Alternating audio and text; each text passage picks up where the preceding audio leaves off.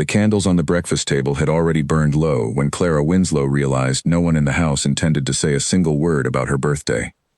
She sat with her hands folded in her lap, watching her cousin Margaret chatter about a new bonnet, watching the footman carry away plates of untouched eggs, watching the clock above the mantel tick past 9 without a single voice turning toward her. 23 years old today, and the only sound in the room was the clink of silver against porcelain. She told herself it did not matter. She told herself this every year, and every year it stung a little less to say and a little more to believe. But this year was different, because this year she had allowed herself to hope that one particular person would remember. Alaric Vane, Duke of Ashcombe, had not looked at her once since she entered the breakfast room. He sat at the head of the table, dressed and groomed as he always was, reading a letter with an intensity that seemed to swallow every other thought in his mind. Clara had spent the better part of a year learning the shape of his moods from across a room, and this one was unfamiliar to her. Not sadness, not anger, but something guarded, something folded away where she could not reach it. A year ago she would not have noticed him at all beyond the polite nod owed to the master of the house where she lived on his charity. But something had shifted since then, small things. A conversation in the library that lasted longer than either of them intended. A walk through the orchard where he had picked a fallen apple from the grass and handed it to her without a word, as though it were the most natural gesture in the world. A look, once, across a crowded ballroom, that had made her forget the name of the man she was dancing with. She had never spoken of these things to anyone, not even to Margaret, who noticed everything and forgot nothing. Some feelings were too fragile to survive being spoken aloud, and Clara had decided, quietly and without ceremony, that her feelings for the Duke belonged in that category.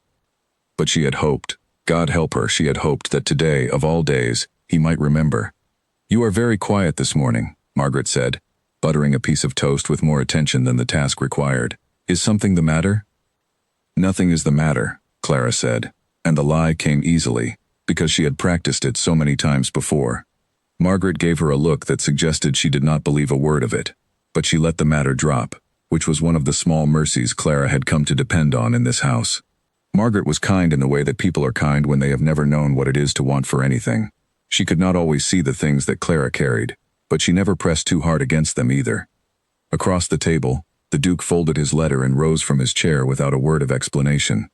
He inclined his head toward the room in general, a gesture that included no one in particular, and walked out through the tall doors that led toward his study. Clara watched him go and felt something small and hopeful curl up and go quiet inside her chest.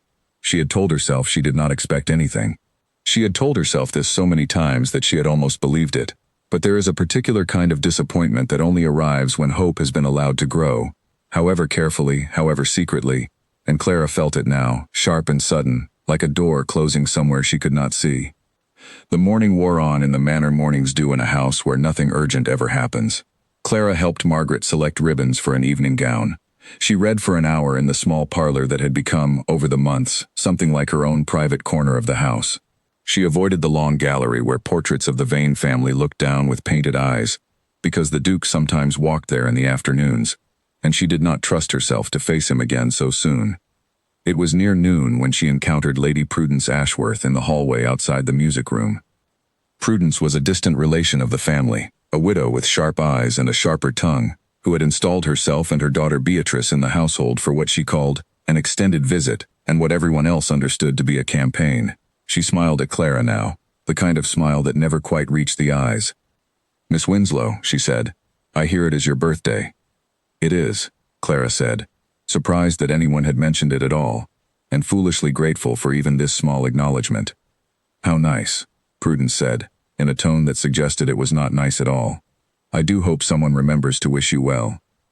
It would be a shame if the day passed entirely unmarked, though I suppose in a household with so many more pressing concerns, these small things are easily forgotten." There was a particular cruelty in the way Prudence said it, a cruelty dressed up as sympathy, and Clara understood the message beneath the words perfectly well. "You are not important enough to be remembered. You never were. I am sure it will be a pleasant day regardless," Clara said, keeping her voice steady, and walked on before Prudence could see how deeply the words had landed. She spent the early afternoon in the garden, where the last of the summer roses were beginning to fade at the edges, and where she could usually find some measure of peace among the hedges and the gravel paths. But even the garden felt different today. There were men working near the far wall, gardeners and laborers she did not recognize, carrying crates and coils of wire toward the old orangery. When she asked one of the undergardeners what was happening, he only shook his head and said he had been told not to speak of it. Strange, she thought, but did not dwell on it. There were always small mysteries in a house this large, small projects and repairs that never concerned her directly.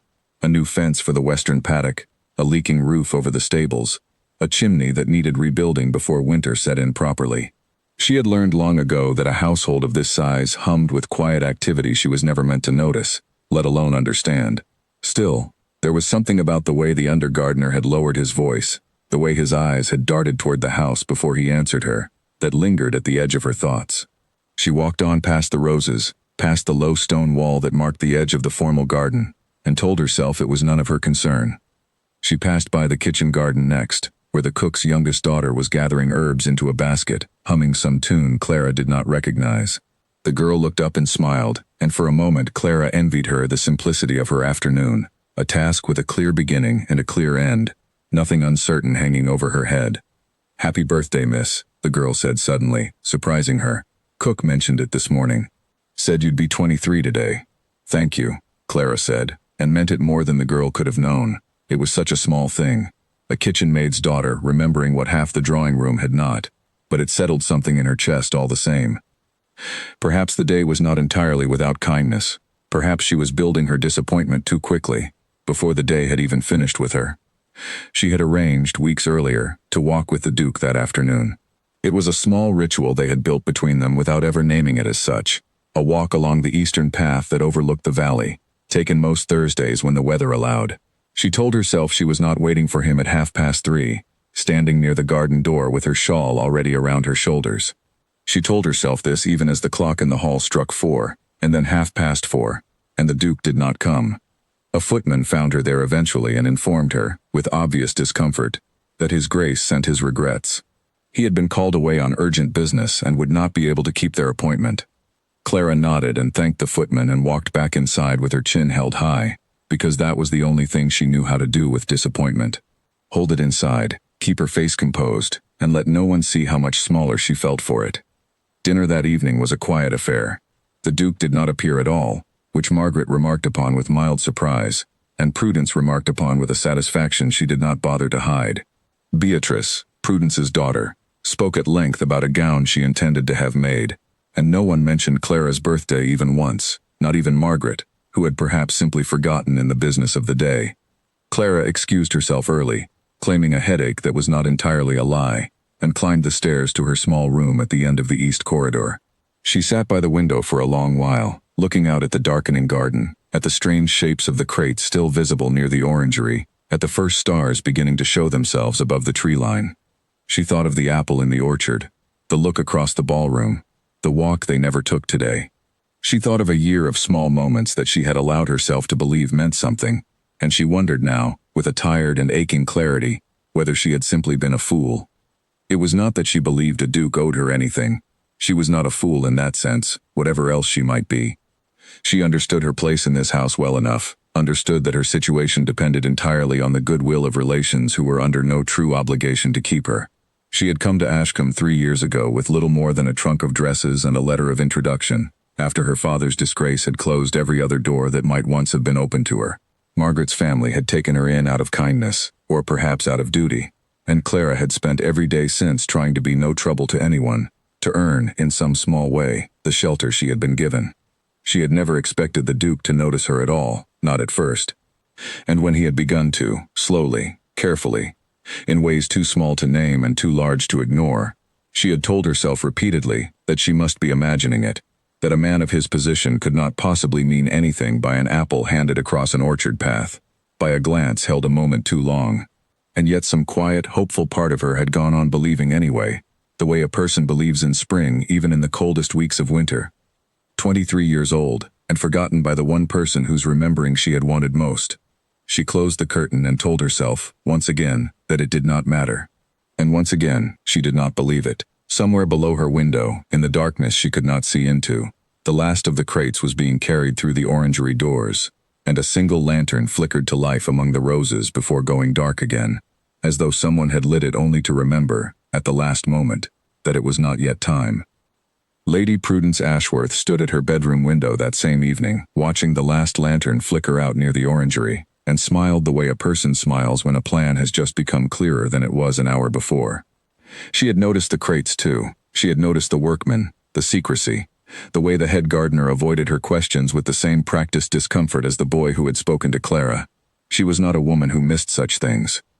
30 years of careful observation, of reading rooms and reading people, had taught her that the smallest details were often the ones that mattered most, and something was clearly being planned in that garden, something large, something that required silence from every servant who worked on it. She had a fair guess as to who it was for. Prudence had come to Ashcombe with a single purpose, though she dressed it in the language of family visits and long overdue reunions. Her daughter Beatrice was 21, unmarried, and in need of a match that would restore the fortunes their own branch of the family had lost 2 generations ago through poor investment and worse luck. The Duke of Ashcombe was young, unattached, and in possession of exactly the kind of wealth and standing that could undo decades of quiet decline. Prudence had set her sights on him within a week of arriving, and she did not intend to let a penniless companion with no fortune and no name to speak of stand in her way. She had watched Clara Winslow for months now, watched the careful way the girl held herself in rooms where the Duke was present, the way her eyes tracked him without ever quite settling on him, as though she had trained herself not to look too long. Prudence recognized the signs. She had been young once herself, though it felt like another lifetime now, and she remembered what it was to love someone from a position that gave her no right to hope. The trouble was, the Duke seemed to have noticed Clara too. Prudence had seen it in small moments across the past several weeks. The way his attention drifted toward the girl during dinner, even when he was meant to be listening to Beatrice's carefully rehearsed conversation. The way he had once excused himself from the drawing room within minutes of Clara's own departure, a coincidence too precise to be entirely innocent. It was nothing anyone else seemed to notice, but Prudence had built her entire existence on noticing the things other people missed. If the Duke was planning something for that garden, and if it was meant for Clara Winslow, then Prudence intended to see it fail. She did not yet know how, but she had time, and she had patience, and she had spent a lifetime learning that patience was worth more than any single clever scheme. She would watch, she would wait for her opening, and when it came, she would not hesitate to take it. Beatrice, for her part, had no idea of the depth of her mother's determination. She was a pleasant girl, not unkind by nature, though she had been raised from childhood to understand that her comfort and her family's future depended entirely on the match she eventually made. She admired the Duke well enough, found him handsome and agreeable in conversation, and had convinced herself over the past weeks that a marriage between them would be perfectly comfortable, if not precisely a great romance. She did not think of Clara Winslow at all, except as a quiet, unremarkable young woman who happened to live in the same house, and it would not have occurred to her that her mother viewed the companion as any kind of rival worth worrying over. Prudence had chosen not to share the full extent of her suspicions with her daughter. Beatrice was, in her mother's private estimation, too soft-hearted to be trusted with a scheme that might require some unpleasantness before it succeeded. Better to let the girl believe the match would simply happen on its own, guided gently along by a mother's careful arrangements, than to burden her with the knowledge of what those arrangements might eventually require.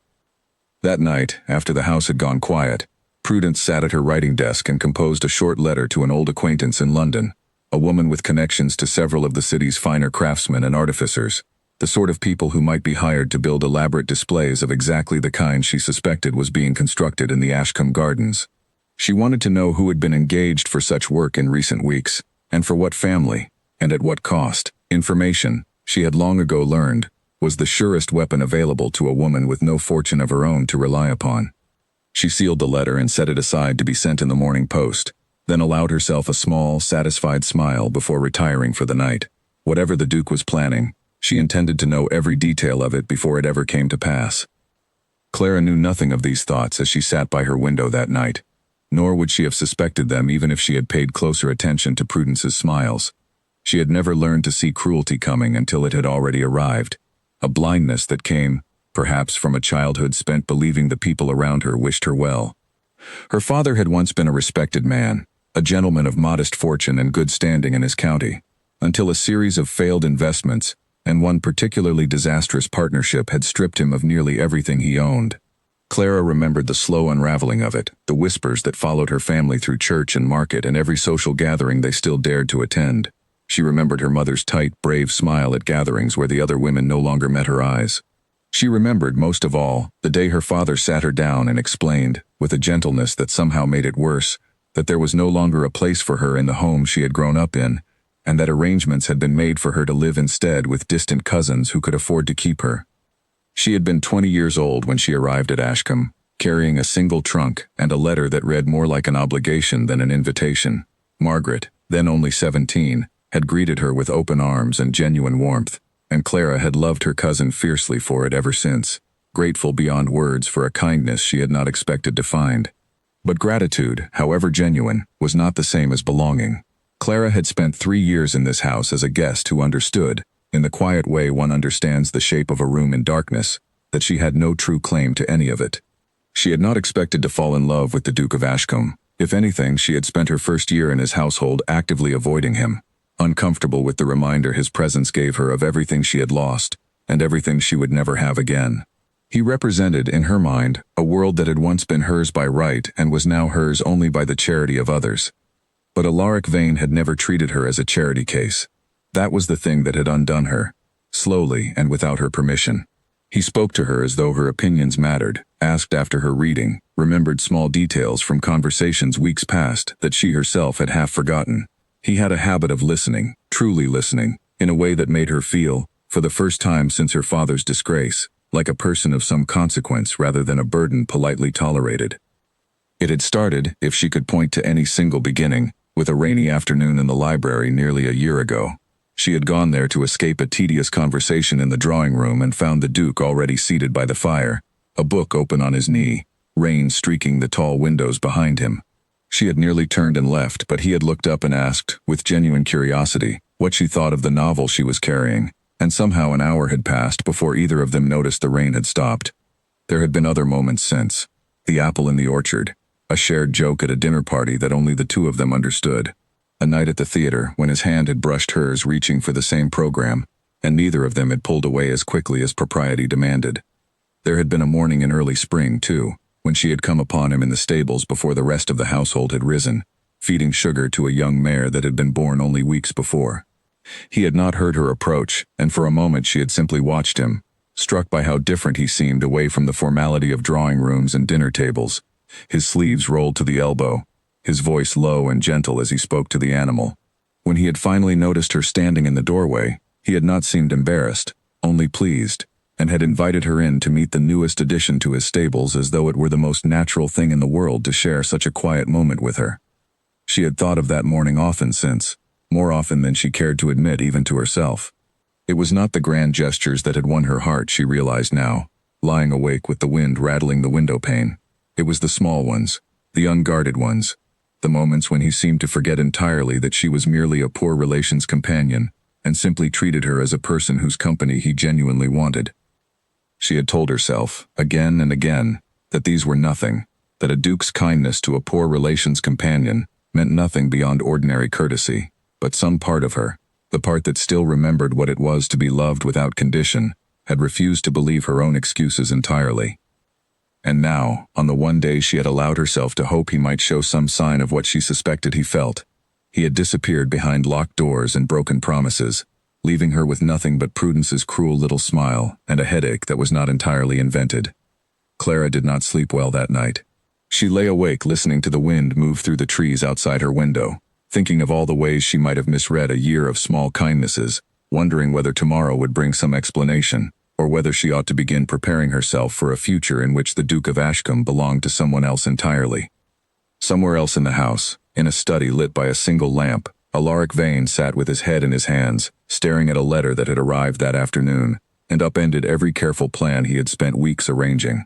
The letter was unsigned, but the handwriting was unmistakably Prudence Ashworth's, and its contents had forced him to cancel his walk with Clara, to miss her birthday dinner entirely, and to spend the evening in frantic conversation with his head gardener and the artificer he had hired from London, trying to salvage a surprise that was meant to unfold in 3 days rather than tonight, and that now seemed at grave risk of being discovered before it was ready.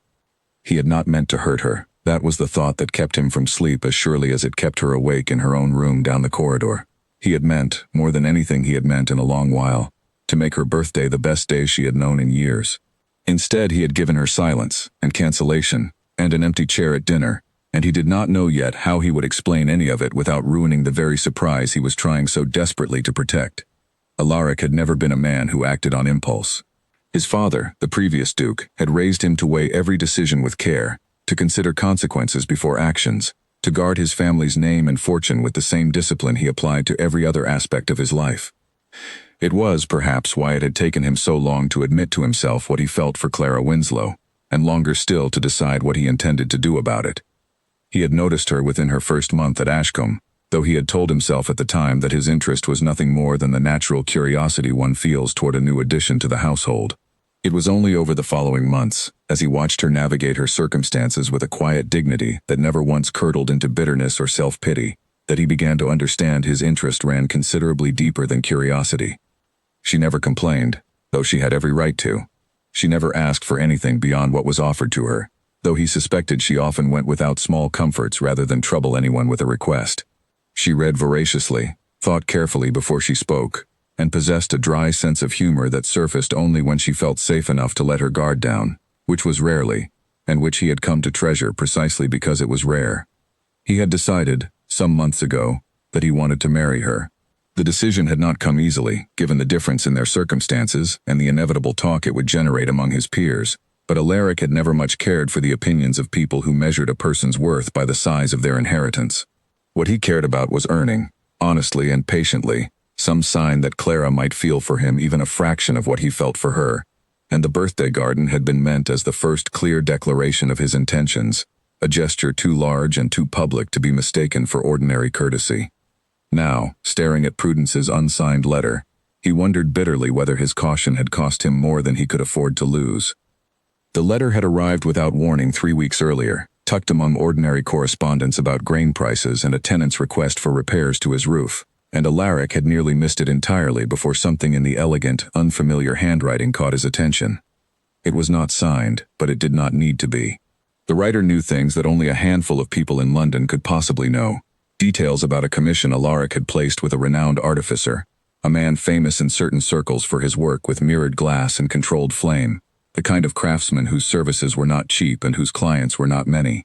The letter made no direct threats. It simply noted, in polite and almost admiring language, that such an elaborate display would be a remarkable thing for society to hear about, and that it would be a shame if word of the Duke's private romantic intentions reached certain drawing rooms before he was ready for it to.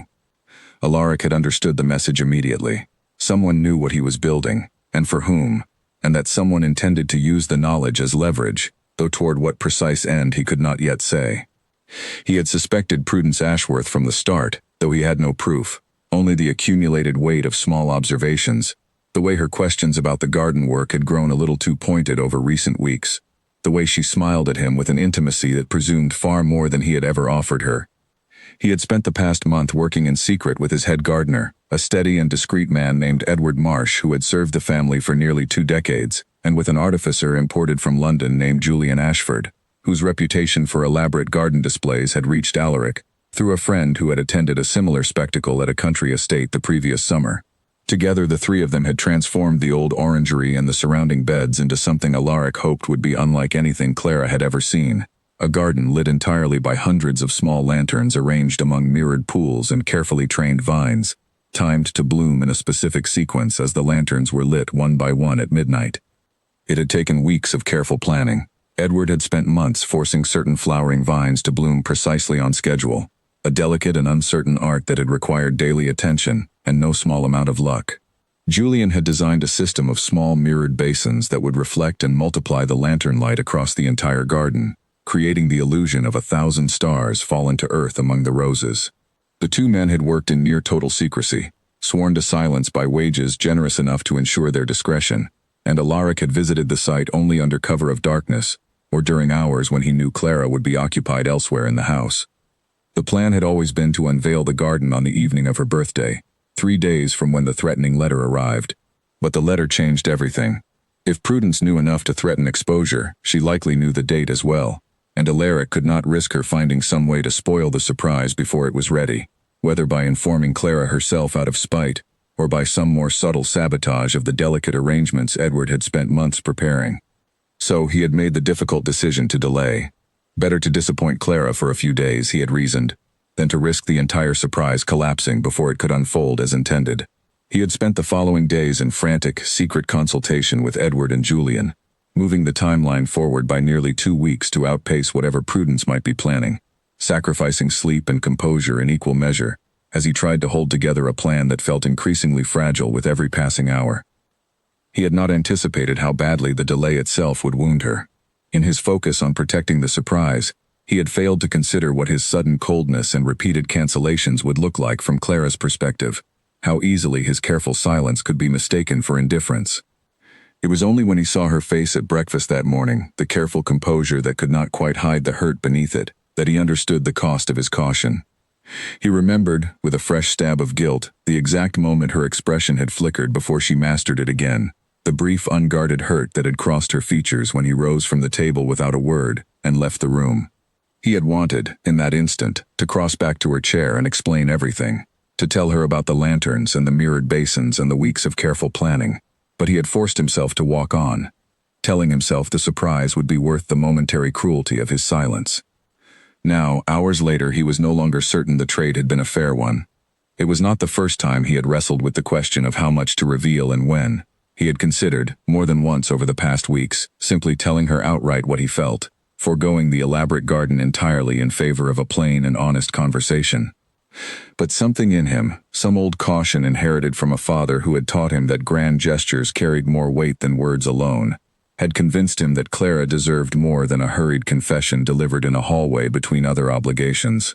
She had spent 3 years in this house watching other people's lives unfold around her, always at the edges, never quite at the center of anyone's attention. He wanted, more than anything, to give her one evening where she was entirely, unmistakably the center of everything. Whether that desire had been wisdom or vanity, he could no longer say with any confidence. That evening, alone in his study with the unsigned letter spread before him on the desk, Alaric made a decision. He would not delay any longer than necessary.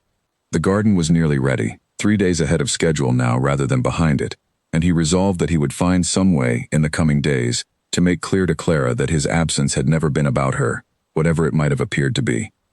He rang for Edward Marsh, who arrived within the quarter hour despite the late hour, his coat thrown hastily over his nightshirt.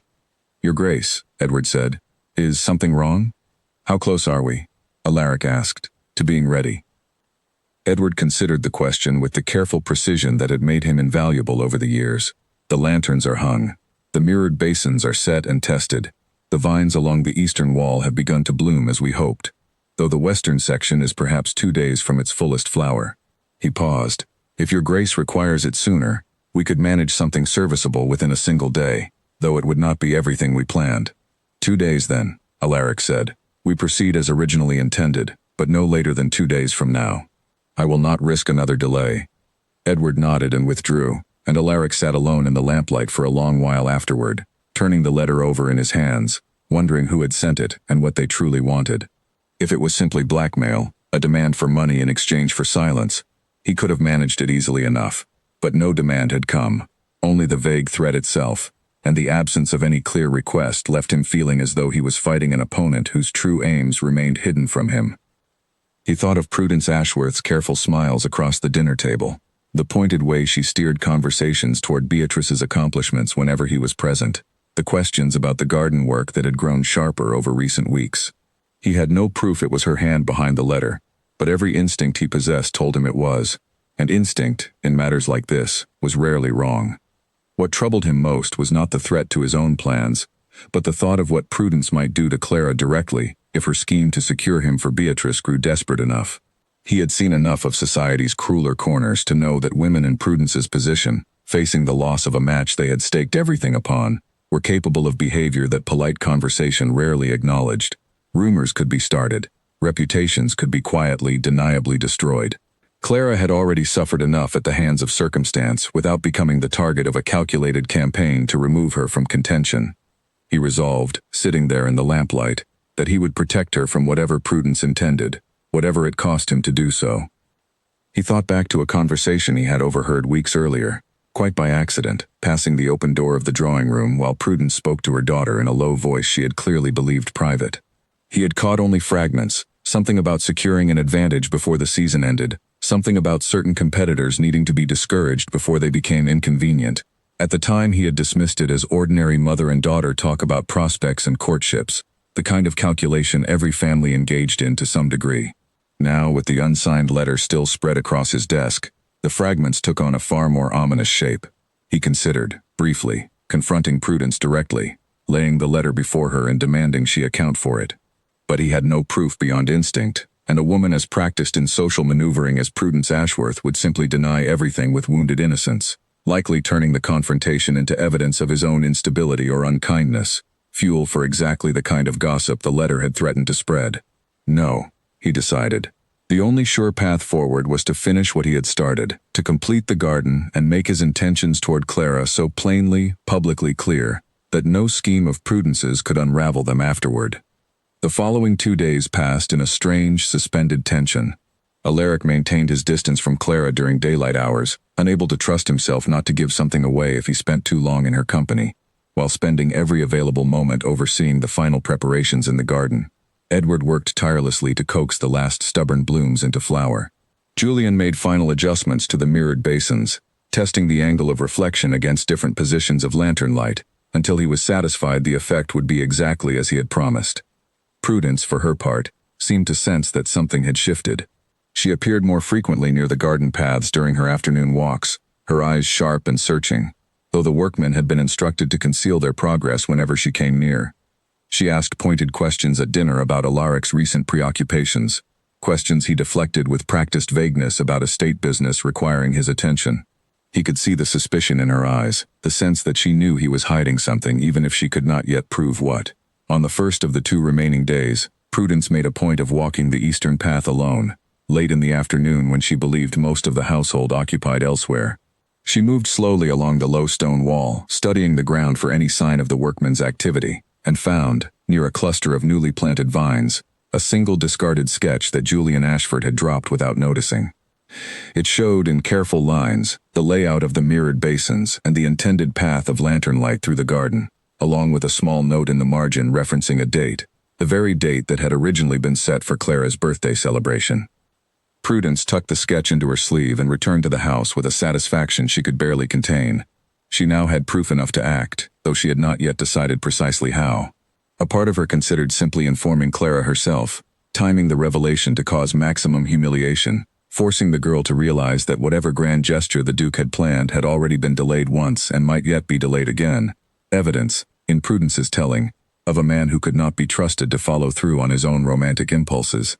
Another part of her considered a subtler approach, quietly ensuring some crucial element of the display failed at the critical moment, so that whatever declaration Alaric intended would collapse into public embarrassment instead of triumph. She had not yet settled on a course when Edward Marsh, making his final rounds of the garden that same evening, noticed the disturbed earth near the vines and the missing sketch, and understood immediately that someone had been where they should not have been. On the second evening, as the household settled into its usual quiet after dinner, Alaric received word from Edward that the garden was finally ready. Every lantern was hung, every mirrored basin was set in its precise position. The vines along both walls had bloomed exactly as intended, filling the air with a sweetness that seemed to promise something extraordinary. Tomorrow, he decided. Tomorrow evening, he would find a way to bring Clara to the garden, and whatever came of it, whatever she felt or did not feel in response, he would finally know where he stood. He had already begun composing in his mind the words he might use to lead her there without raising her suspicions. He could not simply announce his intentions and ask her to follow him into the darkness. Propriety alone would demand some pretext, however thin. Perhaps he would claim a need for her opinion on some matter of the household, or invent an urgent letter that required her presence in the study, then guide her instead toward the garden path once the hour grew late enough for the lanterns to have their full effect. He turned the possibilities over in his mind for a long while, discarding one after another as either too obvious or too easily refused, until exhaustion finally overtook him, and he fell asleep at his desk, the candle burning low beside him. He dreamed, briefly and strangely, of the orchard where he had once handed her a fallen apple, except in the dream the orchard had become the garden, every tree hung with small lanterns instead of fruit, and Clara stood beneath them looking up at him with an expression he could not quite read, somewhere between wonder and doubt. He woke before the dream could resolve itself, uncertain whether it had been a hopeful sign or a warning. But that night, long after the house had gone dark, Alaric woke to the sound of urgent knocking at his study door, where he had fallen asleep over a stack of correspondence. Edward Marsh stood in the doorway, his face pale in the candlelight, holding a torn scrap of paper in his trembling hand. "Your Grace," he said, "I think you need to see this. Someone has been in the garden tonight, and I fear they may have discovered everything." Alaric rose so quickly his chair scraped hard against the floor, the last traces of sleep vanishing at once. "Show me," he said, and followed Edward down the darkened corridor toward the side door that led out to the grounds, his mind already racing through every possible consequence of what discovery might mean, for the surprise, for Clara, for whatever fragile hope remained of the evening unfolding as he had planned it. The night air was cool and smelled faintly of the roses that lined the path, and as they approached the garden Alaric could see, even in the darkness, that something was wrong. Two of the lanterns nearest the eastern wall had been knocked from their hooks and lay broken among the flowers, their delicate glass shattered, the oil that had fed their flames soaked into the earth beneath them. It was not the ruin of the entire display, not yet, but it was enough to tell him that someone had come here with more than idle curiosity in mind. Edward held up the torn scrap of paper he had found near the wreckage, a fragment of the same sketch Prudence had taken the previous afternoon, apparently dropped or discarded in haste. Alaric took it from him and studied it in the moonlight, recognizing at once Julian's careful draftsman's hand, and beside it, in a different script entirely, a few hurried words that made his stomach turn cold. The words read simply, "They will know everything by morning."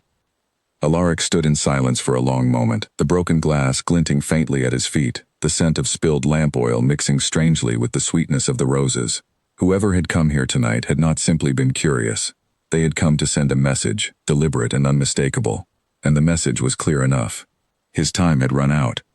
"Wake Julian," he said finally, his voice quiet but firm. "Tell him we proceed tomorrow evening regardless of what remains unfinished. I would rather she see an imperfect garden built with honest intention than no garden at all, delayed once more by fear of what someone else might do." Edward hesitated. "Your Grace, if word spreads before then it spreads," Alaric said. "I have spent 3 days protecting a secret and lost more in the process than I care to admit. I will not lose anything further by waiting a moment longer than necessary." He looked down at the broken lanterns, at the dark stain of oil soaking into the earth, and felt something harden in his chest that had nothing to do with anger and everything to do with resolve. Repair what can be repaired tonight. Tomorrow, whatever state the garden is in, I intend to bring her here.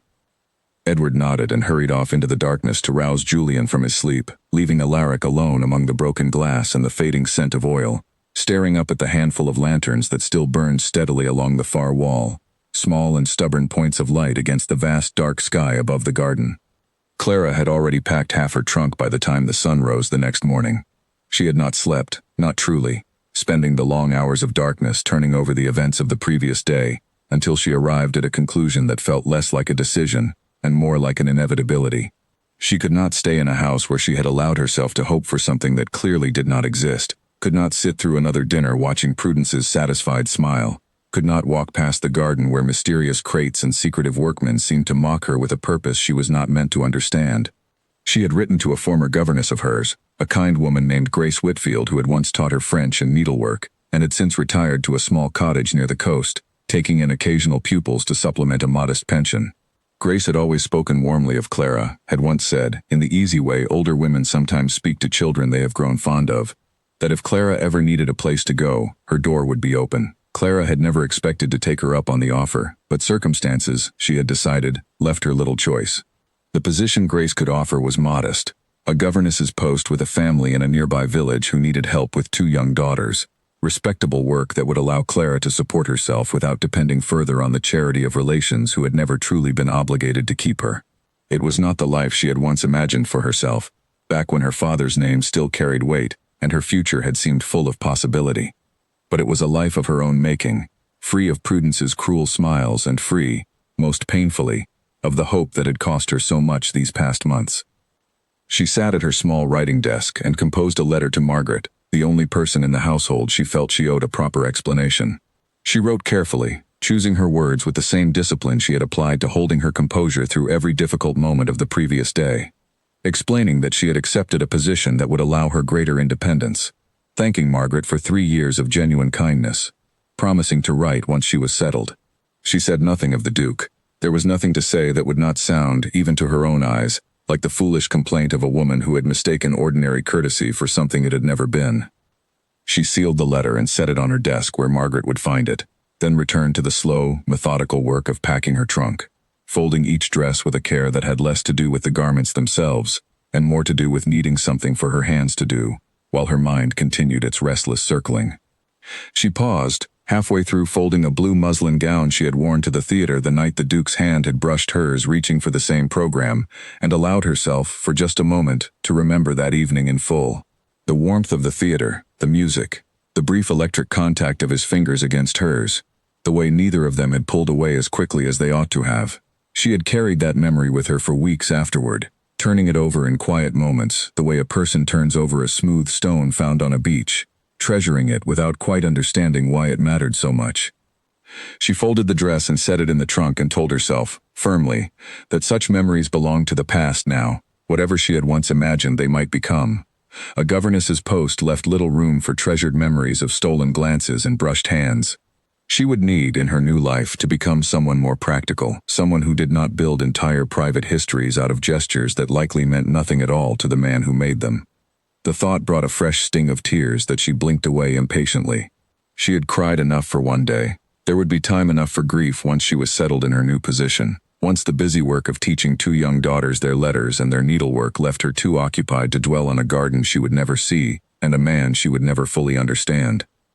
She planned to leave the following morning, early enough to avoid any difficult conversations, arranging quietly with one of the stable boys to have a small cart ready to take her to the coaching inn in the village. It was not a dramatic departure, not the kind that would provoke scenes or arguments. She intended simply to disappear from the household as quietly as she had, in some sense, always existed within it. Word of her decision reached Alaric by the most unlikely of routes. He had spent the day overseeing the final repairs to the garden, replacing the two broken lanterns, ensuring Julian's mirrored basins remained undisturbed, working alongside Edward and Julian with an urgency that left little room for other thoughts. It was only in the late afternoon, passing through the servants' corridor on his way to change for dinner, that he overheard two maids discussing, in hushed and excited tones, the letter Miss Winslow had left on her desk and the trunk they had glimpsed, half-packed, through her open door. He stopped mid-stride, certain he had misheard, and demanded the maids repeat what they had said. They did, with the particular relish servants sometimes take in delivering unexpected news, and Alaric felt something cold settle into his chest as the full weight of the information reached him. Clara was leaving. Not for an afternoon, not for a visit to some distant relation, but leaving entirely, taking a position elsewhere, removing herself from Ashcombe and from him, apparently believing there was nothing here worth staying for. He understood, in that moment, with a clarity that felt almost physical in its intensity, exactly how badly his careful caution had failed her.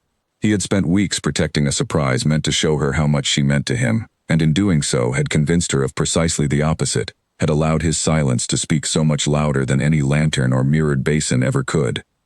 He thought, with a bitterness directed entirely at himself, of every strategist's principle his father had ever taught him about patience and timing and the value of a well-planned gesture, and recognized now how hollow such wisdom became when weighed against a person's simple need to feel wanted in the present moment, not at some carefully orchestrated future date of his choosing. He had treated Clara's heart like a campaign to be managed rather than a person to be honest with, and the realization left him feeling, for the first time in longer than he could remember, genuinely ashamed of himself. There was no time now for further self-recrimination. Every minute he spent standing frozen in the corridor was a minute closer to losing her entirely, and whatever pride or careful planning had governed his actions these past weeks, he could not allow it to govern this one. He found Margaret first, catching her in the hallway outside the drawing room, and asked, with an urgency he made no effort to disguise, whether she knew anything of Clara's plans. Margaret's face, usually so open and easy, clouded with concern. "I found her letter not an hour ago," she admitted. "She says she has accepted a position as a governess, somewhere near the coast, and means to leave tomorrow morning. I confess I do not fully understand it, Alaric. She gave no real reason, only thanks and apologies, as though she were the one who had done something wrong." "She has done nothing wrong," Alaric said, more sharply than he intended, and Margaret's eyebrows rose slightly at the vehemence in his tone. He softened his voice, though not the urgency behind it. "Margaret, I need to speak with her tonight, before she has any further chance to settle her mind on leaving. Do you know where she is now?" In her room, I believe, still packing. Margaret studied him for a long moment, and something in her expression shifted, as though pieces she had never quite assembled were finally arranging themselves into a picture she recognized. Alaric, is there something between the two of you that I have failed to notice? There is something I have failed to tell her, he said, and I do not intend to fail a second time. Will you help me? Margaret did not hesitate. Tell me what you need. What Alaric needed, it turned out, was time, and a reasonable pretext that would not immediately reveal the surprise he had spent weeks constructing.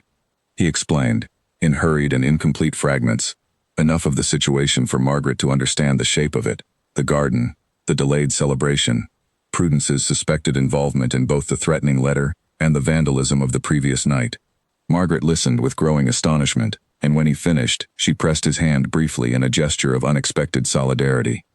I always wondered, she said quietly, why you seemed to watch her the way you did. I am glad I was not imagining it. She glanced toward the stairs that led up to the private chambers. Go to her, Alaric. Whatever you have planned, do it tonight.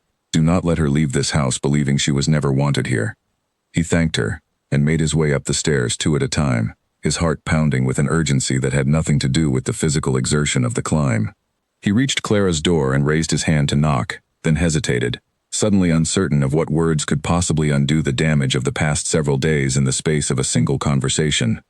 He knocked anyway, because the alternative, standing paralyzed in the corridor while she prepared to disappear from his life entirely, was no alternative at all. There was a long pause before the door opened, and when it did, Clara stood before him with an expression of such careful, guarded composure that he understood immediately how much effort it cost her to maintain it. Her eyes were red-rimmed, though she had clearly attempted to disguise the evidence of tears, and behind her he could see the half-packed trunk, dresses folded with a precision that spoke of hands that needed occupation more than the task itself required. Your Grace, she said, her voice carefully neutral. Is something the matter? I heard you intend to leave, he said, abandoning any pretense of subtlety. Is it true? Something flickered across her face, too quick for him to name with certainty, before the composure settled back into place. I have accepted a position elsewhere, she said. I believe it is the sensible choice, for everyone concerned. Sensible for whom? He asked, and there was more heat in his voice than he had intended, born of 3 days of frustration and fear, finally finding an outlet. Clara, please, give me a few hours before you decide anything further. There is something I need to show you, something I should have shown you 3 days ago, and I ask only that you allow me the chance to explain myself before you make a decision you cannot easily undo. She studied him for a long moment, her expression unreadable, and he could see the war being waged behind her eyes, the exhaustion of hoping against her own better judgment, battling against a caution she had earned through years of disappointment. It is nearly 9 o'clock, she said finally. What could possibly require showing at this hour? Trust me, he said, and held out his hand, an old-fashioned gesture that felt, in the moment, like the only honest thing he had offered her in days. 1 hour. If at the end of it you still wish to leave tomorrow morning, I will not attempt to stop you again, but give me this 1 hour first. Clara looked down at his outstretched hand, then up at his face, searching it for something she seemed unable to name even to herself. The silence stretched long enough that he began to fear she would refuse, would close the door and return to her packing, and leave him standing alone in the corridor with nothing but the wreckage of his own poor timing. Then, slowly, she reached out and placed her hand in his. His fingers closed around hers, warm and steady despite the uncertainty churning beneath his composed exterior, and for a moment neither of them moved, standing in the doorway of her half-emptied room, as though the simple act of touching hands had frozen time itself. Clara felt something in her chest loosen slightly, some small guarded piece of herself that had spent 3 days bracing against further disappointment, though she was careful not to let it show too plainly on her face. I will need a moment to fetch my shawl, she said, withdrawing her hand gently and turning back into the room. The evening air will be cool. Take whatever time you need, Alaric said, though every instinct in him wanted to hurry her, wanted to rush her down the stairs and out into the garden before anything else could go wrong, before Prudence could somehow intervene once more, before Clara could change her mind and retreat back into the careful distance she had maintained since his knock at her door. He forced himself to wait patiently in the corridor while she gathered her shawl and smoothed her hair in the small mirror above her washstand, watching her reflection with an intensity that would have embarrassed him had she turned to catch him at it. When she emerged again, shawl draped over her shoulders, her expression had settled into something more composed than hopeful, a careful neutrality, that told him she had not yet allowed herself to believe this evening might bring anything other than further disappointment. He could hardly blame her for the caution. He had earned every ounce of her doubt these past 3 days, and he understood that whatever he had built in the garden would need to speak for itself, would need to prove through action what his words alone had failed to convey. "This way," he said, offering his arm, and led her toward the stairs, his heart pounding with a mixture of hope and dread that he had not felt so acutely since he was a boy first learning to ride, uncertain whether the horse beneath him would carry him safely or throw him without warning. They walked in silence through the darkened house, past the drawing room where the fire had burned down to embers, past the library where Clara had once spent an afternoon that changed everything, without either of them quite realizing it at the time. Alaric led her toward the side door that opened onto the eastern garden path, the same path they had once walked together most Thursdays, before 3 days of silence had made her doubt whether such walks had ever meant anything at all. The night air met them cool and fragrant, carrying a sweetness Clara could not immediately place, something floral but stronger than the usual scent of the summer roses, layered with something else, faintly smoky, like 100 candles burning somewhere just out of sight. She glanced at Alaric, but his expression gave nothing away, his jaw set with a determination that made her wonder, briefly and against her better judgment, what exactly he had planned. They rounded the hedge that marked the entrance to the formal garden, and Clara stopped walking entirely. The garden had been transformed into something she could scarcely believe was real. Hundreds of small lanterns hung suspended among the trees and along the garden walls, each one glowing with a warm golden light that seemed to multiply itself across the space, reflected and doubled again, in a series of small mirrored pools, set into the ground at careful intervals. The effect was exactly as Julian Ashford had promised Alaric weeks earlier, though Alaric himself had never quite believed it would look this extraordinary until this precise moment, standing beside Clara and watching her face as the full scope of it revealed itself to her. It looked as though the night sky itself had descended into the garden, as though 1,000 stars had settled among the roses and the trained vines that Edward Marsh had spent months coaxing into bloom for exactly this evening. The vines, heavy with pale flowers that seemed to glow faintly in the lantern light, wound along trellises that arched over the garden's central path, creating a canopy of blossoms above their heads. Beneath it, the mirrored pools caught and scattered the lantern light in patterns that shifted gently with the evening breeze, so that the entire garden seemed to shimmer and breathe, alive in a way that felt almost impossible for something built by human hands. Clara took a slow step forward, then another, drawn deeper into the garden despite herself, her earlier resolve to leave Ashcombe forever feeling suddenly distant and unreal against the backdrop of such extraordinary beauty. She reached out to touch one of the pale blossoms hanging low from the trellis above her, half expecting it to dissolve at her touch like something conjured from a dream, but it remained solid and real beneath her fingers, soft petals cool against her skin, its fragrance rising up sweet and unmistakable.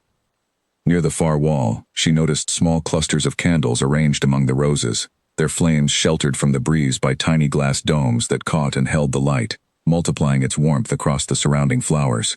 Beyond them, the old orangery stood transformed as well, its windows glowing softly from within, where she could see the shapes of still more lanterns arranged in careful patterns behind the glass. "I do not understand how any of this was accomplished without my noticing," she said, turning in a slow circle to take in the full scope of the transformation. "I walk this garden nearly every day." "You walked it in daylight," Alaric said, a faint smile finally breaking through his earlier seriousness. "Edward arranged for the work to happen mostly at night, or during the hours he knew you would be occupied elsewhere in the house. Julian's basins were installed only this past week, buried and concealed until the final evening. Even the household staff who knew of the project were sworn to silence, on pain of losing their positions, though I suspect a few of the younger maids came dangerously close to letting something slip more than once." Clara laughed softly at that, thinking of the strange looks she had occasionally caught from certain servants over recent weeks, glances she had dismissed at the time as nothing more than ordinary household gossip. "I thought I imagined some of it," she admitted. "The strange crates, the workmen who would not answer my questions. I told myself it was simply repairs to the orangery, or preparations for some event I had not been told about." "In a sense, you were entirely correct," Alaric said. "It was preparation for an event. I simply could not tell you what kind or for whom, without ruining the very thing I hoped would speak for itself." "Alaric," Clara whispered, and it was the first time she had ever used his given name without the formality of his title attached to it. though neither of them seemed to notice the shift and the overwhelming wonder of the moment. "What is this?" "This is where I have spent every evening for the past 3 weeks," he said quietly. "When I told you I was occupied with estate business. This is why I missed our walk. This is why I was absent from your birthday dinner, and why I have seemed, I am sure, distant and strange these past several days." He turned to face her fully, his expression more open and unguarded than she had ever seen it. "I wanted to give you something extraordinary for your birthday. I did not want you to simply have another quiet day passed unremarked, the way I suspected your birthdays had too often gone in years past. I wanted, for once, for the day to be entirely about you, in a way that could not be mistaken or overlooked." Clara felt tears gathering, unbidden and unstoppable, as she looked around at the transformed garden, understanding now the crates, the secretive workmen, the strange lights she had glimpsed from her window the previous night. "You planned all of this," she said. "For me?" "I have been planning it since early summer," he admitted. "Edward has spent months forcing these vines to bloom precisely on schedule. Julian traveled from London to design the mirrored pools.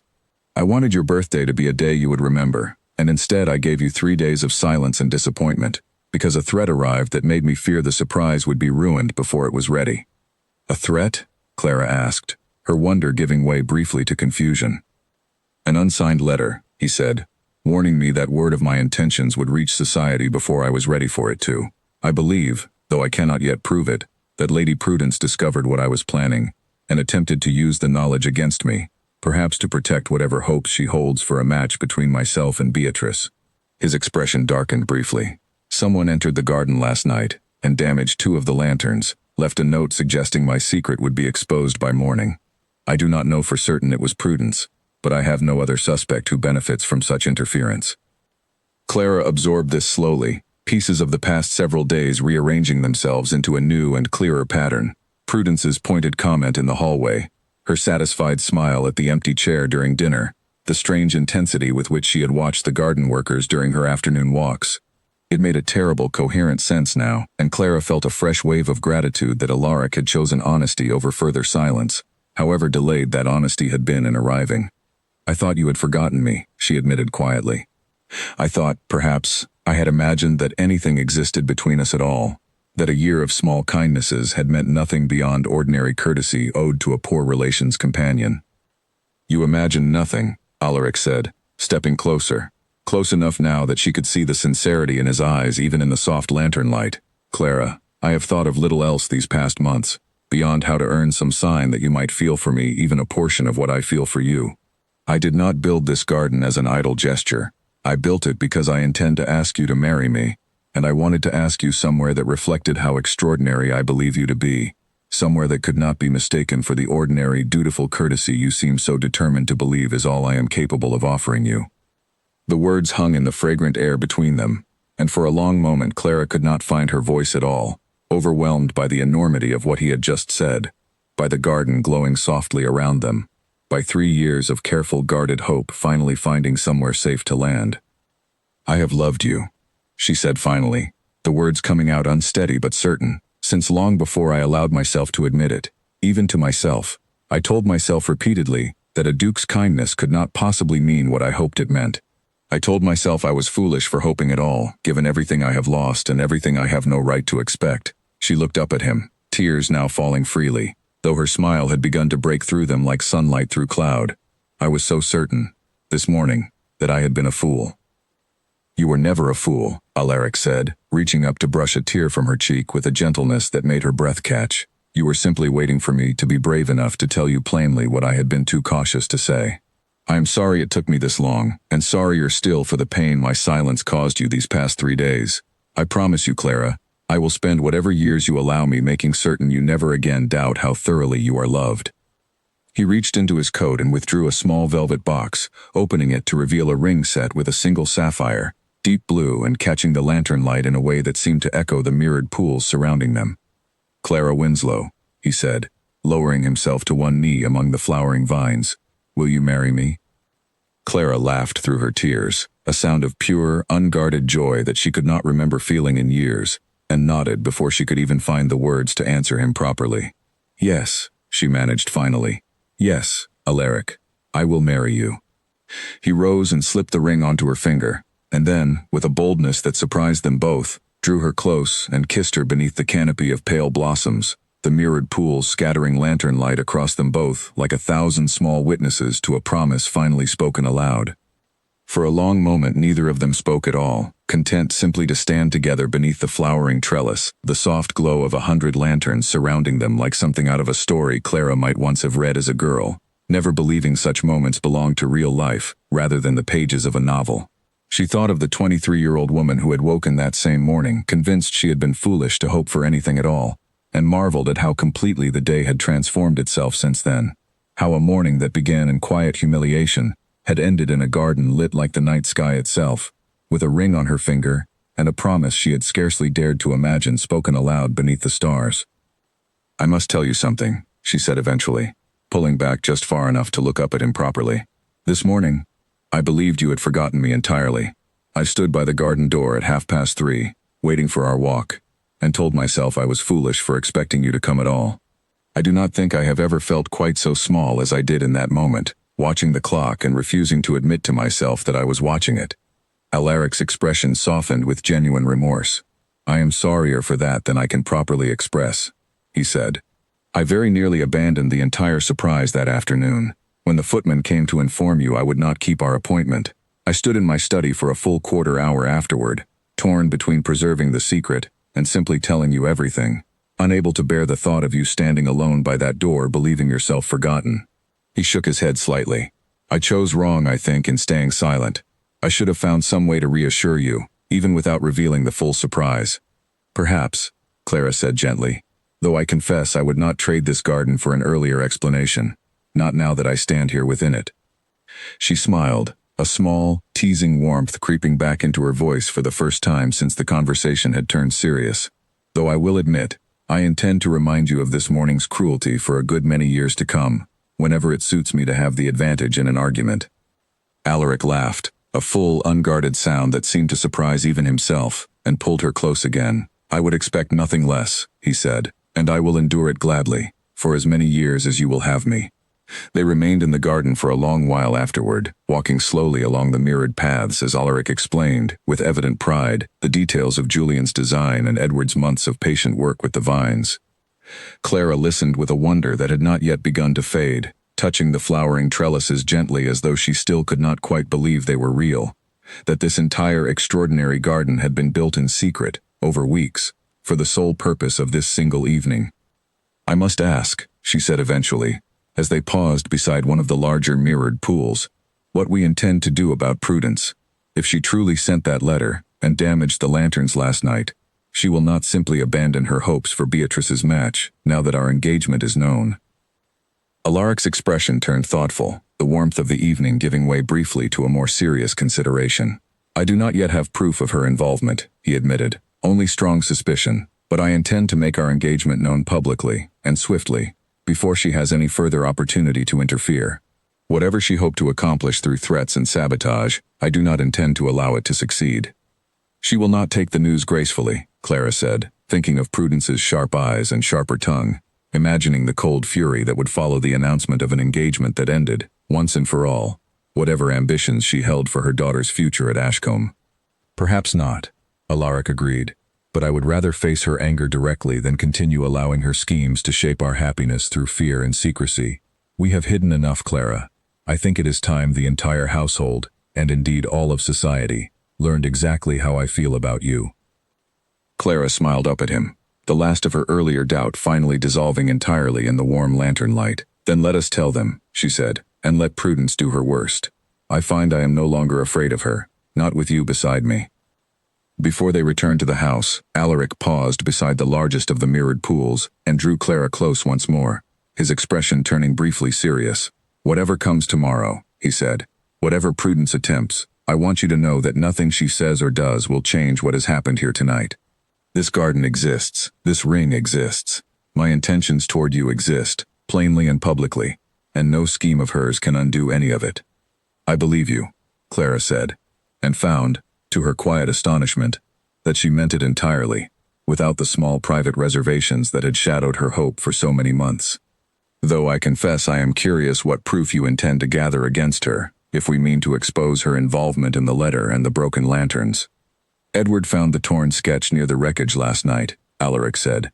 It matches the drawings Julian kept in his own possession, meaning whoever took it had access to materials only someone watching the garden closely could have obtained. It is not certain proof, but combined with her behavior these past weeks, I believe it will be enough to make her position here untenable, whatever she chooses to admit or deny. Clara considered this, watching the lantern light ripple gently across the surface of the pool at their feet. I do not wish for her public ruin, she said slowly. Whatever she has done, I wish only for her to stop, and for Beatrice, who I do not think shares her mother's cruelty, to be spared whatever consequences follow. That is remarkably generous of you, Alaric said, given what she has cost you these past several days. Perhaps, Clara said, but I find that having finally received what I hoped for, I have little appetite left for anyone else's suffering, even hers. They walked back toward the house arm in arm, the lantern still glowing steadily behind them, and neither of them yet aware of exactly how far Prudence Ashworth intended to take her fury once the news reached her the following morning. News of an engagement, in a household as small and closely watched as Ashcombe, could not remain private for long, and Alaric had no intention of trying to keep it so. He rose early the next morning, before most of the household had stirred, and spoke first with Margaret, who received the news with a joy so unrestrained she nearly wept, embracing Clara the moment she entered the breakfast room and declaring, loudly enough for the passing footman to hear, that she had never been so pleased by any piece of news in her entire life. Word spread through the household with the particular speed such things always seemed to travel below stairs, and by the time the full family gathered for breakfast, the servants already knew, exchanging quiet smiles and knowing glances as they carried in the morning dishes. Prudence arrived at the table last, as was her habit, and stopped short in the doorway when she saw the sapphire ring on Clara's finger, catching the morning light as clearly as anything in the room. For a moment her composure faltered entirely, something sharp and furious flickering across her features before she mastered it, though not quickly enough to hide it from Alaric, who had been watching for exactly this reaction. She recovered herself and took her seat with a stiffness that betrayed far more than she likely intended. "I understand congratulations are in order," she said, her voice carefully pleasant, though the words themselves came out clipped and cold. "They are," Alaric said. "Clara has agreed to marry me. We intend to announce it publicly within the week." Prudence's smile remained fixed in place, though her knuckles whitened slightly where her hand rested on the table. "How sudden," she said. "I had no idea matters between you had progressed so far." "They have been progressing for some time," Alaric said, holding her gaze with a steadiness that made clear he was not simply making conversation, though I confess certain obstacles arose these past several days that nearly prevented the announcement from happening at all. An unsigned letter, threatening to expose my private intentions before I was ready to declare them, and an incident 2 nights ago, in which someone entered the garden and deliberately damaged property that had taken weeks to prepare.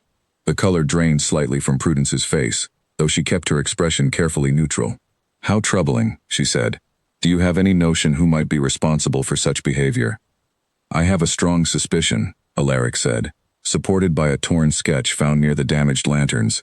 A sketch that matches drawings kept in the possession of the artificer I hired from London. Someone with access to the garden, and with clear motive to see my engagement to Clara prevented, took that sketch from the grounds 2 nights ago. He paused, letting the words settle over the table. "I do not intend to make a public accusation without further proof.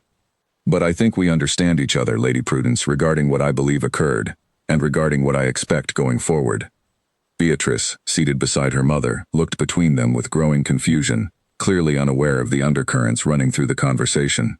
"Mother," she said slowly, "what is he speaking of?" Prudence did not answer immediately, her eyes fixed on Alaric with an expression that had abandoned all pretense of pleasantness. "I am sure I have no idea," she said finally, though the words carried little conviction. "Perhaps His Grace is mistaken in his suspicions." "Perhaps," Alaric said, in a tone that made clear he believed no such thing. "Regardless, I intend to proceed with the engagement as planned, and I trust that whatever difficulties arose these past several days will not repeat themselves. Ashcombe is, after all, a house that values honesty among its residents." The breakfast continued in a tension so thick it seemed to press against the walls of the room, Margaret attempting valiantly to steer conversation toward safer topics, Beatrice picking at her food with obvious discomfort, Prudence maintaining a rigid silence broken only by short, clipped responses when directly addressed. Clara said little, content to let Alaric handle the confrontation as he saw fit, though though she found herself watching Beatrice with a growing sympathy that had nothing to do with the young woman's mother. Edward Marsh arrived partway through the meal, requesting a private word with Alaric regarding the garden's continued upkeep, and used the opportunity to quietly confirm, out of Prudence's hearing, that the torn sketch matched precisely the drawings Julian kept in his traveling case, drawings that had been examined and locked away the previous evening for safekeeping. It was not proof enough for a formal accusation before witnesses, Edward admitted, but combined with Prudence's reaction at the table, it left little genuine doubt in anyone's mind who had been responsible for the damage to the lanterns. Alaric thanked him and returned to the table with a renewed sense of quiet resolve, satisfied that whatever came next, he possessed enough certainty in his own understanding of events to proceed without hesitation. He caught Clara's eye across the table, and something passed between them, unspoken but clear, a shared recognition that the worst of the difficulty was now behind them, whatever discomfort remained in the days ahead. After breakfast, as the family dispersed to their separate occupations, Clara found a moment alone with Beatrice in the hallway, the younger woman lingering as though she wished to speak but could not quite find the words. "I did not know," Beatrice said finally, quietly enough that no one else could overhear. "Whatever my mother has done, I want you to know I had no part in it, and no knowledge of it until this morning." "I believe you," Clara said gently, and found that she meant it. Beatrice had always struck her as pleasant enough, if somewhat vague about the world beyond her own immediate comforts, and Clara did not believe the younger woman possessed the calculated cruelty her mother had displayed so plainly over the past several days. "I never truly wished to marry the Duke," Beatrice admitted, a confession that seemed to surprise her as much as it did Clara. "I mean, I did not dislike him, but I never felt for him anything close to what I imagine one ought to feel, marrying a person for the whole of one's life. My mother wished it so desperately, and I suppose I convinced myself it did not matter, that comfort and security were worth more than whatever feelings songs and novels speak of." She looked down at her hands. "I am glad, in truth, that matters have resolved as they have. I only wish they had resolved without such unpleasantness." Clara reached out and touched the younger woman's arm briefly. "Perhaps," she said, "this can be the beginning of something better for you as well. A chance to want something for yourself, rather than what your mother wants on your behalf." Beatrice managed a small, uncertain smile at that, the first genuine warmth Clara had seen from her since the confrontation at breakfast, and the two women parted with an understanding that felt, if not quite friendship, at least the possibility of it. The following days brought the promised public announcement, delivered first through careful letters to the family's closest connections, then confirmed more broadly at a small gathering Alaric arranged specifically for the purpose, inviting neighboring families and a handful of society's more influential voices to Ashcombe for an evening that would leave no room for doubt or rumor regarding his intentions. He chose, deliberately, to hold the gathering in the garden itself, the lanterns and mirrored pools still intact from the night of the proposal, though arranged now to welcome a larger company rather than a private declaration. Guests arrived to find the grounds transformed into something unlike anything most of them had seen at any society gathering that season, and the resulting conversation, exactly as Alaric had intended, focused far more on the extraordinary beauty of the display than on any lingering whispers Prudence might have hoped to spread. Word of the garden's splendor spread even faster than the news of the engagement itself, carried from guest to guest with the particular enthusiasm reserved for genuine spectacle. Ladies who had arrived expecting an ordinary evening of polite conversation found themselves instead wandering the mirrored paths in open wonder, exclaiming over the flowering vines and the scattered lantern light in tones that left no room for the kind of cutting gossip Prudence might once have hoped to seed among them. Whatever unkind rumors she had considered planting about the suddenness of the match, or about Clara's lack of fortune and family standing, found no fertile ground among guests too enchanted by their surroundings to entertain such petty concerns. Clara moved through the gathering at Alaric's side, greeting neighbors and acquaintances with a composure that surprised even herself, given how recently she had stood in this same garden believing herself entirely unloved and unremembered. Several of the older women present, women who had known her family before her father's disgrace, approached her with warm congratulations and quiet remarks about how pleased they were to see her circumstances so happily improved, and Clara found, to her own quiet astonishment, that she no longer flinched at the reminder of her family's fall from grace. Whatever she had lost in those difficult years, she had found something here at Ashcombe worth every measure of the pain it had taken to arrive at this moment. Standing before the assembled guests, Alaric took Clara's hand and spoke plainly of his intentions, of a courtship built on genuine affection rather than convenience or advantage. of a woman whose quiet dignity and warmth had won his heart entirely over the course of the past year.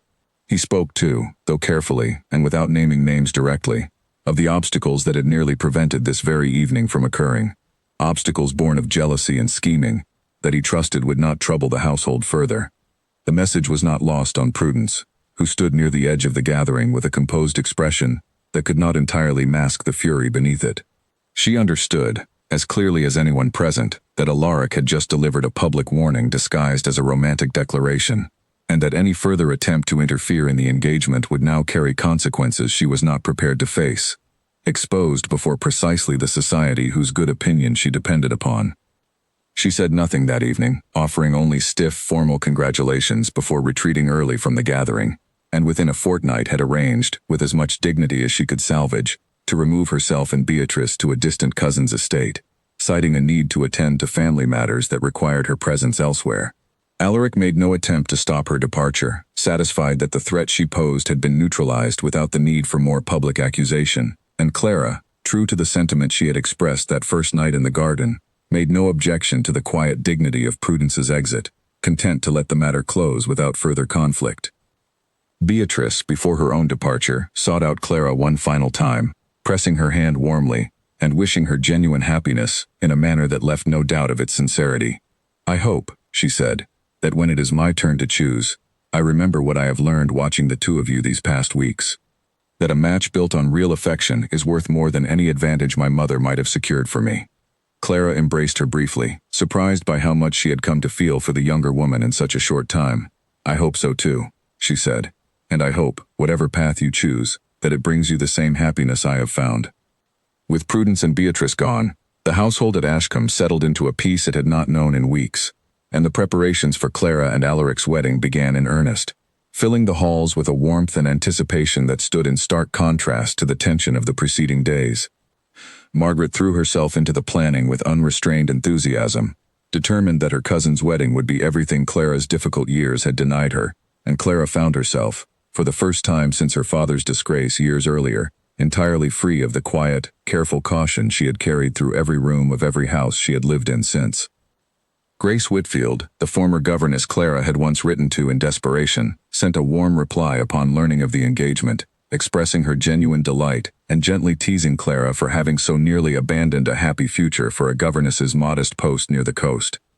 Clara wrote back with equal warmth, promising an invitation to the wedding itself, grateful that her old friend's kindness had at least offered her somewhere to turn during those darkest hours, even if circumstances had ultimately spared her from needing it.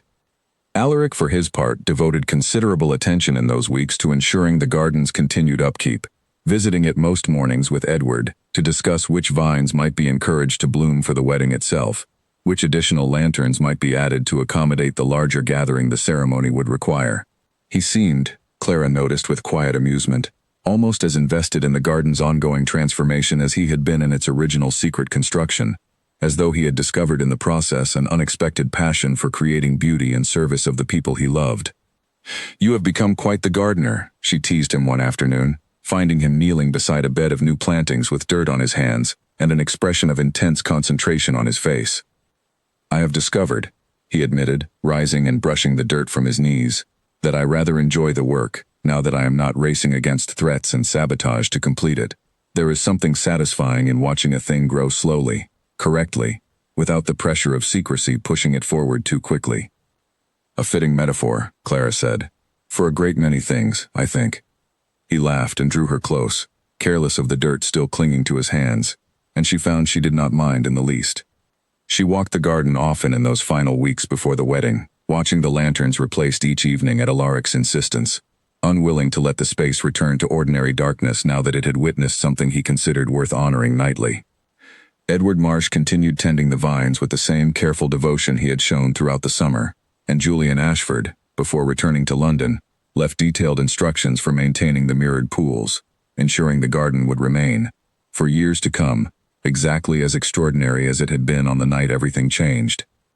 On the morning of her wedding, standing before the mirror in the same small room where she had once packed a trunk in preparation for a very different future, Clara thought of the woman she had been on her 23rd birthday, convinced she had been foolish to hope for anything at all.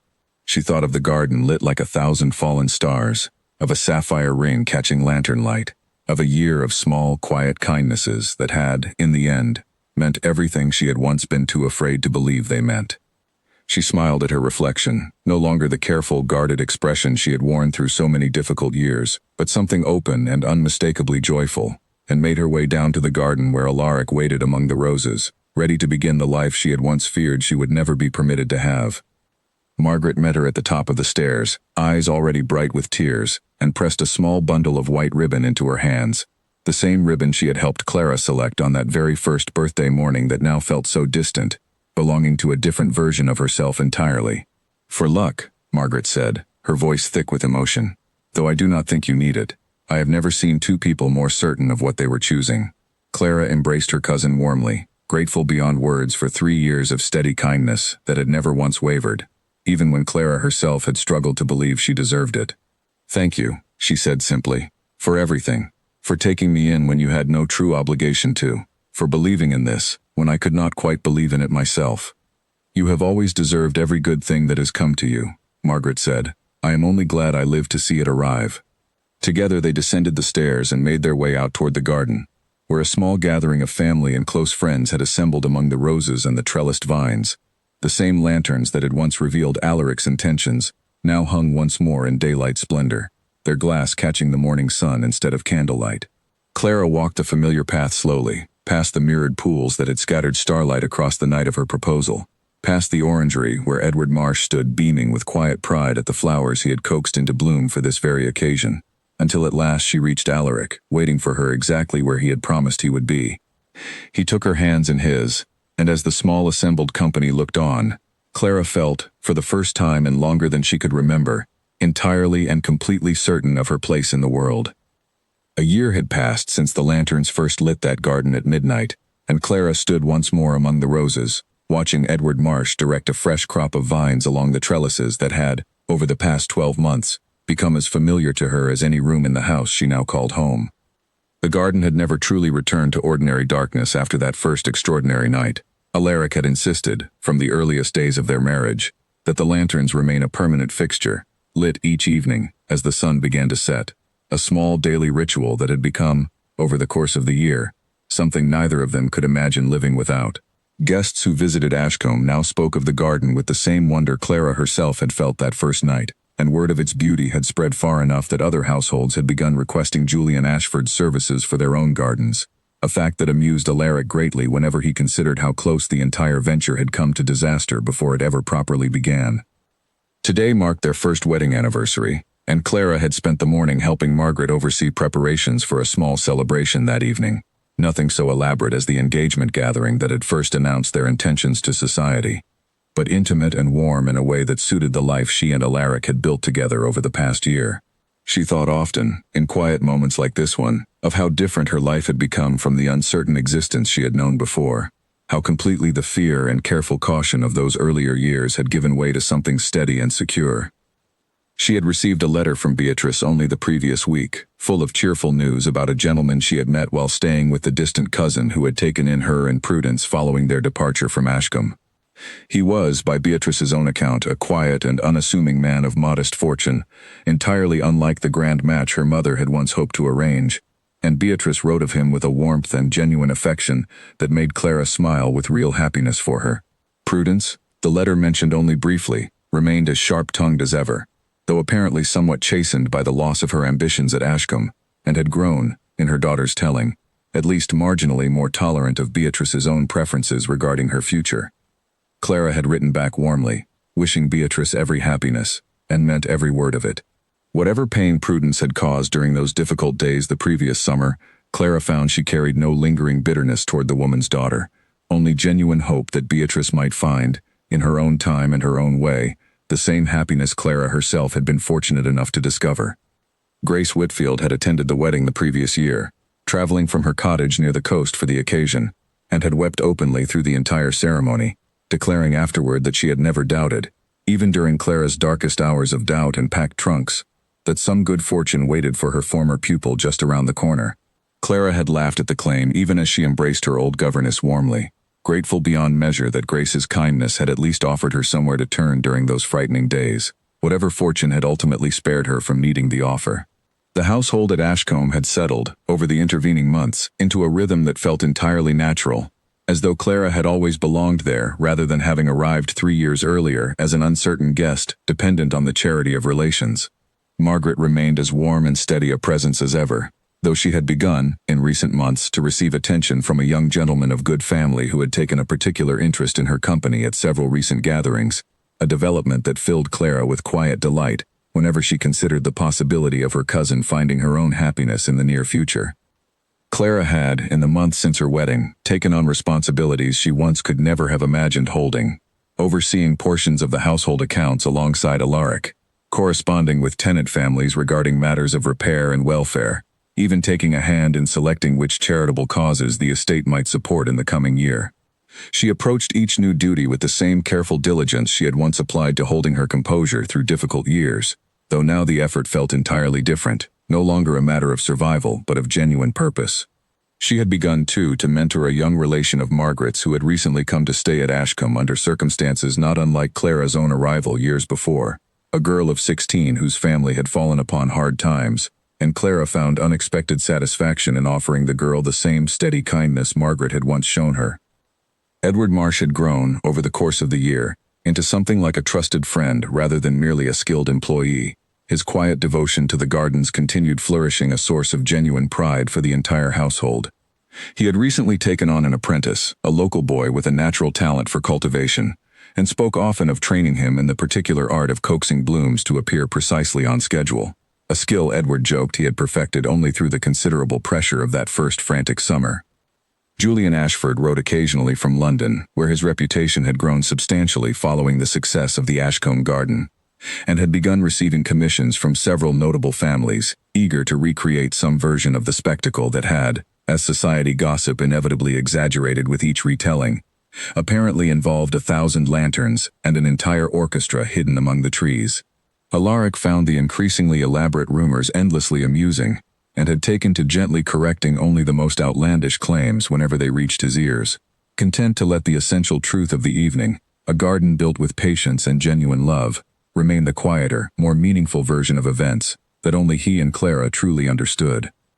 Alaric found her in the garden as the afternoon light began to soften toward evening, his sleeves rolled to the elbow from an afternoon spent helping Edward with the newest additions to the eastern trellis, a habit he had never entirely abandoned despite his position affording him no true obligation to labor alongside his gardener. He came to stand beside her, following her gaze toward the mirrored pools that had, over the past year, become as much a part of the garden's permanent character as the roses themselves. "You are thinking of that first night," he said, not quite a question, recognizing the particular quality of her silence. "I am," she admitted. "I still find it difficult to believe sometimes that I very nearly left before you found me. If Margaret had not mentioned the packed trunk to those maids, if you had not come to my door when you did." "But I did," Alaric said gently, taking her hand. "And you did not leave. I try not to dwell too long on how narrowly it might have gone otherwise, though I confess the thought still visits me from time to time, usually in the quiet hours when I cannot sleep." Clara squeezed his hand. "I think, perhaps, we do not need to dwell on it," she said. "It is enough to remember it happened, and to be grateful it resolved as it did, without needing to imagine every alternative that might have unfolded instead." They stood together in comfortable silence, as Edward finished his work along the trellis, and the first of the evening lanterns began to flicker to life around them, lit now by a small staff of gardeners, trained specifically to maintain the ritual Alaric had insisted upon since their wedding day. The light caught the mirrored pools exactly as it had that first extraordinary night, scattering warm gold across the roses and the flowering vines, and Clara felt, as she often did in this particular hour of the evening, a deep and settled gratitude for the life she had been given. "I have something for you," Alaric said, reaching into his coat and withdrawing a small folded paper, which he handed to her with an expression of careful anticipation. Clara unfolded it and found, sketched in Julian Ashford's careful draftsman's hand, plans for a further expansion of the garden, additional trellises and a second, smaller mirrored pool positioned near the orangery, along with a note explaining that the design incorporated a particular variety of climbing rose that bloomed, according to Edward's careful research, only in the depths of winter, when the rest of the garden lay dormant. "For our anniversary each year," Alaric explained, watching her study the sketch with evident delight. so that even in the coldest months, there will be something blooming here to remind us of that first night, regardless of the season. Clara looked up at him, her eyes bright with unshed tears of a different kind entirely from those she had cried a year earlier, standing in this same garden convinced she had been forgotten. "You continue to surprise me," she said softly, "even after a full year of marriage." "I intend to keep surprising you," Alaric said, drawing her close, as the lanterns continued their slow, steady blooming into full golden light around them, "for as many years as you will allow me the privilege." She laughed, the same unguarded, joyful sound that had first broken free of her on the night of his proposal, and kissed him there among the roses, the garden humming softly around them with the quiet, permanent testimony of a promise kept, a birthday remembered after all, and a love that had grown, patiently and deliberately, into something as enduring as the vines that climbed the trellises above their heads. That evening, as the small gathering of family and friends assembled for their anniversary celebration, Clara paused at the edge of the garden and looked back at the house she now called home, its windows glowing warm against the deepening dusk, the lanterns behind her scattering their light across the mirrored pools in patterns she had long since memorized, without ever growing tired of their beauty. She thought of the frightened, uncertain young woman who had arrived at Ashcombe 3 years earlier with nothing but a single trunk and a letter that read like an obligation, and marveled at how completely that woman's life had transformed into something she could scarcely have imagined possible during those difficult early days. Margaret found her there, slipping an arm through hers with the easy affection of a lifetime spent as sisters in all but blood. "A year already," Margaret said softly, following her gaze toward the glowing garden. "It feels both longer and shorter than that somehow." "It does," Clara agreed. "I think, some days, that I have always lived here, that I have always been this happy, and other days I remember so clearly what came before, and I am overwhelmed all over again by how fortunate I have been." "Not fortune alone," Margaret said gently. "You endured a great deal to arrive here, Clara. You deserve every bit of the happiness you have found." Clara squeezed her cousin's arm and said nothing further, simply standing together in comfortable silence, as the last of the daylight faded entirely, and the garden settled into its full evening splendor, 1,000 small lights holding steady against the darkness, exactly as they had on the night everything had changed, and exactly as they would, Clara suspected, for every anniversary still to come.